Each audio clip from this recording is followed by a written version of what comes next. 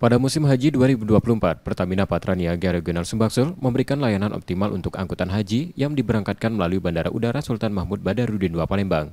Pertamina memastikan ketersediaan jumlah aftur yang mencukupi untuk penerbangan haji agar lancar dan aman. Pelaksanaan pemberangkatan melalui Bandara SMB 2 Palembang dimulai 12 Mei hingga 10 Juni 2024. Calon jemaah haji yang berangkat dari Bandara SMB 2 Palembang sebanyak 8.506 orang yang naik 1% dibanding 2023. Region Manager Corporate Operation and Service Pertamina Sumbaksel, Yudo Wibowo mengatakan sarana dan fasilitas dari Depot Pengisian Pesawat Udara atau DPPU SMB 2 optimal mendukung kelancaran operasional dengan kekuatan 6 refueler, 4 storage tank berkapasitas 200 kL hingga 800 kL, dan puluhan pekerja handal serta memadai untuk melayani kebutuhan aftur penerbangan haji.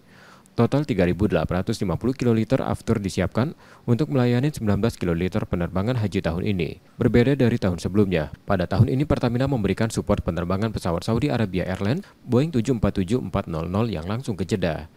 Penerbangan haji 2024 diperkirakan peningkatan konsumsi aftur mencapai 2,5 kali lipat jika dibanding rata-rata konsumsi normal tahun sebelumnya.